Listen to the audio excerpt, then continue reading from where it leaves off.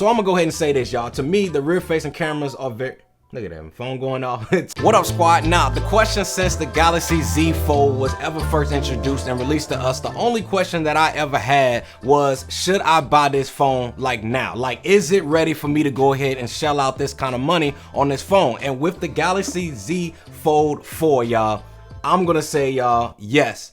The time is now. Now I'm gonna break this video down here, y'all, into a couple different parts. Now we gotta talk about like both the screen qualities on here, how the battery life has been, the cameras, the Snapdragon 8 Plus Gen 1 processor, and that whole experience with using it with the S Pen on it, and if I actually think that you should get it, and just a whole bunch of other stuff we're gonna talk about in this video. But y'all already know what to do first. Comment down below right now how many likes is on this video at the time when you guys are watching it. Watch all the ads too. Let's go ahead and run it up. All right, so starting with the screens. Now the first thing that I like is both screens are treated separately from a user experience. Now what I mean by this is I'm able to actually have multiple pages here on the outer display and multiple pages here on the inner display, and they are completely independent from each other. Let me show y'all exactly what I'm talking about. So as you can see right here, y'all, on my home screen, on the first screen, I actually just got like my date here, and then I just kind of have my background effect that I have here on my screen. Then if I go ahead and swipe over, I have here my top icons here, that like applications that I personally like to use: YouTube, Twitter,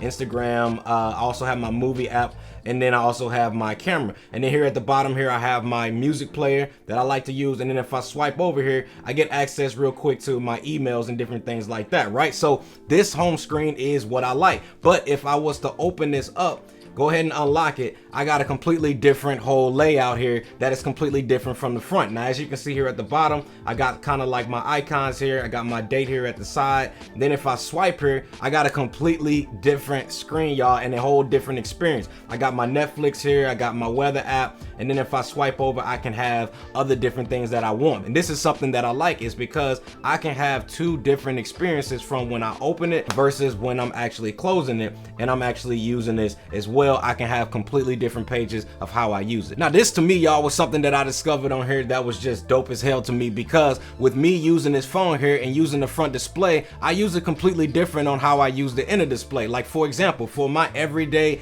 usage and different things like that, I mainly use this outer display, right? But whenever I want to go ahead and just consume some content, then I'll go in and actually use this whole inner display here. And it's just dope, y'all, that I can actually use both of these screens independent from each other from a setup perspective. Now screen quality to me, y'all, is fire. Anybody here on YouTube that is telling you that these screens are not good, I'm telling y'all right now, unsubscribe from them right now, because they lying. Now I personally love both of these screens, y'all. I feel like they vibrant, they bright, but I will say when it comes to being bright, I feel like that's kind of subjective, because when I was actually outside and using this phone here in bright sunny conditions, I felt like both screens seem to be a little bit on the darker side. Now it is better than something like I saw on the Galaxy Z Flip Fold that I talked about in that video. So if you guys want to check that video out, I'll have it up here as well as towards the end of this video for you guys to check out. But I will say, when it comes to direct sunlight, I would say I would prefer it to be a little bit brighter, but it is better than something that I saw on the Z Flip 4. Now when it comes to 120 refresh rate, it feels quick, it feels smooth and all of that, and honestly I probably like it because I feel like it's really on par with the S22 Ultra that I also like as well. Now one thing I almost forgot to mention was this little hole cut out here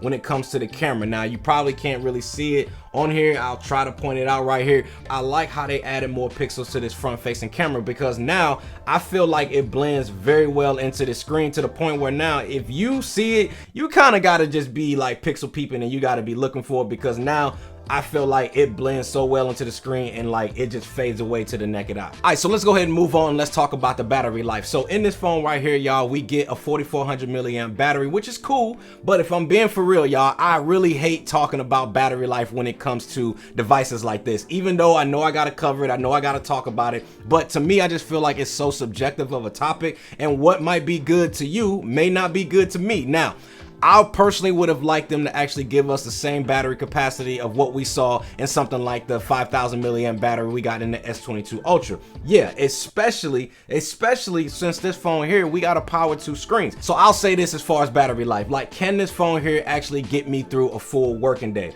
I would say yes. Now, I'm not actually making excuses for this phone because I'm actually cool with that. Only because I understand that it has to power more with this phone than it does over like traditional phones. But I still feel like there is no reason that Samsung shouldn't have given us a 5,000 milliamp battery into this phone here, because it has to power more displays. I would just say this, try it out for yourself, and if it works for you and your workflow, then there you go. And if it doesn't, just return it and keep it moving. Alright y'all, so let's go ahead and talk about performance with the Snapdragon 8 Plus Gen 1 processor on it and how well that experience has been for me. Now, I'm gonna say this, y'all. When it actually comes to performance on this phone, it's quick with swiping gestures, opening and closing applications, using the camera on this phone, scrolling, as well as rendering images and different things like that. For the most part, it's been pretty good. But I'm gonna say this, y'all, if you're coming from a Fold 3 with the Snapdragon 888 processor on it, I don't feel like you're gonna notice that much of a difference to warrant you guys to upgrade just for that. But I will say this, there are a couple things that I'm gonna talk about later and reasons why I feel like you should consider upgrading it if you guys are on the fence about it and you got a Galaxy Z Fold 3, but we're gonna talk about that a little later in this video. Now, one issue I will say that I've been having with this phone that I gotta talk about, and that is some of the applications. Now, I don't think this is a knock to Samsung and the Z Fold 4, but I do feel that if you guys are using applications that you're probably gonna use on an everyday basis, they're not necessarily optimized for this phone just yet, and the screen aspect ratio, because I've especially noticed this on applications like Instagram, Twitter at times, when using larger displays. Now, don't get me wrong, looking at content on this phone, y'all, it looks good, it looks nice, it's fire, it's butter, it's all of that. But my issue is I feel like it cuts off a lot of the content. Like sometimes if I'm watching something, like the person's head may be cut off, or a part of their limbs may be cut off, to the point where you can't see the full video because of the aspect ratio that a lot of those applications are just not made for. To me, y'all, it would just be nice if Samsung could just like set up a meeting with like Instagram, or I guess Facebook, set up a meeting with Twitter, and just say, hey, for the future, these are the phones and this is where the industry is heading in, and is there any way that them two could work together and just get these platforms to be sized correctly, so that way from a user experience we'll actually be able to see what those applications are really supposed to look like in this type of aspect ratio. Now, something else that I thought was cool with this phone is like with this whole recent application get down here at the bottom, because as you can see right here, I'm able to just switch between applications super quick. Now, it actually uses your most recent applications to allow you guys to be able to switch between those applications that you use, which to me is absolute fire, and it's quick too, y'all. Now, the last thing before we actually move on from this topic and talk about the cameras, I want to talk about the multitasking features on this phone. Now, with this phone here, you're able to get 3 different apps running at the same time on this main display, which is kind of insane if you ask me. Now, to me, I'm never like needing to actually have 3 applications on the phone at the same time. I just feel like that's just overkill. But if you guys need to do that, you can do that with this phone. And the crazy thing about it, the Snapdragon 8 Plus Gen 1 processor, it handles it like a freaking champ. And with these features right here, y'all, to me makes this phone just a productivity giant. All right, so let's go ahead and talk about how I feel about the cameras on this phone. Now, to me, y'all, the cameras on this phone are solid for the most part. Now, I still have the same issues with this camera here that I had on my S22 Ultra. And if you guys want to know what I'm talking about with that, I'll link that video up here up on the card, as well as towards the end of this video. But let's go ahead and start with the rear facing cameras on this phone. So now we get a 50 megapixel wide angle lens, we get a 12 megapixel ultra wide lens, and I believe we get a 10 megapixel telephoto lens. Now, to me, these are all improvements, y'all, to the camera from the previous gen of the Z Fold 3, where that phone there only had 12 megapixel cameras across the board on the rear of that phone. So I'm gonna go ahead and say this, y'all. To me, the rear facing cameras are very...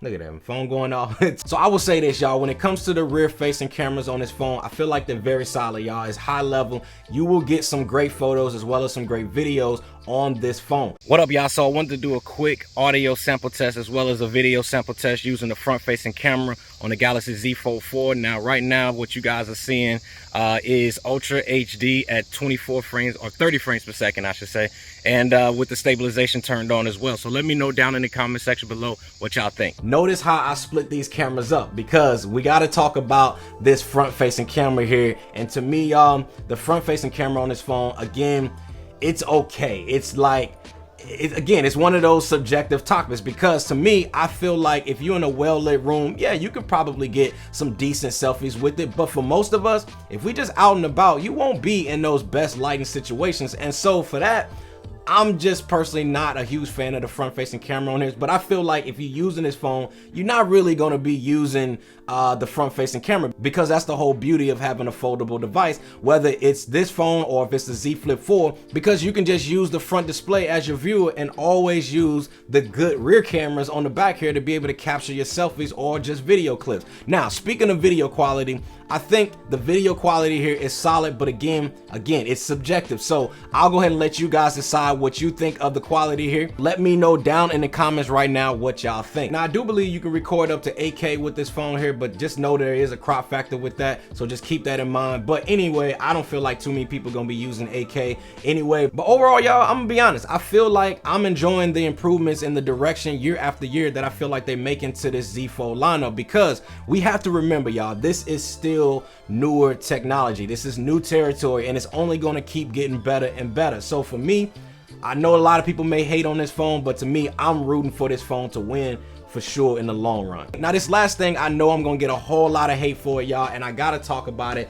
and that is this whole case with the S Pen. Now, I know the phone is the king of productivity when it comes to smartphones, but because the case that houses it and how the pen fits in it and all of that, I don't like the fact that I can't just slide this pen into this phone, kind of how they gave us on the S22 series, because to me it always makes it feel like the S Pen on this phone here is an afterthought. And honestly, y'all, when I have this phone open up and just using this main display, I tend to actually use it as like a tablet. And for me, y'all, I would just rather use my finger to just navigate instead of having to use this case to house my S Pen to be able to quickly access it. It just, to me, I don't know, it just doesn't seem that intuitive for me, and I'm just personally not a fan of it, as well as the S Pen and how it's actually implemented with this phone. Also, why don't they go ahead and just open it up to allow us to use the S Pen? Hold on, let me get to it. Allow us to use the S Pen on this front display. Like Samsung, I'm still waiting for y'all to unlock this feature to come to this phone. I feel like if they gave us that feature, it might make me want to actually use it a little bit more on this phone. But for now, if I'm just being real with y'all, on top of everything that I just mentioned when it comes to this S Pen here, I also, it's just, I'm being honest with y'all, I don't feel comfortable writing on this screen here with this inner display. You know, I just don't want to accidentally press too hard on it and then all of a sudden everything's messed up, and then I'm sitting over here in the corner crying because, you know, I just lost out on a whole bunch of money. Because y'all already know, if you mess this screen up right here, oh, you already know your money is down the drain, because it's gonna cost a bag to fix this bad boy. So yeah, and I ain't trying to shell out them ducats. So let's go ahead and answer this question. Do I feel like you guys should buy this phone, and is it ready? I would say absolutely, y'all. I love this phone here, and after using the Z Flip 4 alongside with this phone here, I tend to always naturally just gravitate towards this phone here. Although I do like how more discreet the Z Flip is versus this phone here, but I also think it's something that I can live with for using a much more superior phone in my eyes. But if you guys are coming from something like the Z Fold 3, if it was me personally, I would say it would actually depend on if you're comfortable getting what Samsung's going to give you guys back from a trade-in perspective. And I feel like from a trade-in perspective, Samsung's been pretty good with their trade-ins, because I feel like you're getting more screen real estate when it comes to making the bezels thinner on this front display. You're getting much better and more improved cameras. You're getting a much better processor for handling those multitask usage of apps. You're getting better and more vibrant displays. And to me, y'all, I feel like it's just a better phone overall than the previous gens. But also, if you guys like what you have, then I would just say go ahead and stick with what you love and what you got. It's not really necessary at this point to just run out and just go upgrade just for the sake of upgrading. But I will say, overall, y'all, I love this phone, and most likely I will be keeping it and trading in my S22 Ultra for this phone, just because I just enjoy this phone so much. So like always, y'all, make your move and always remember your why, and I'll see y'all in the next one. Squad. This phone, y'all, I'm telling you. You can get one. Hey, go get it.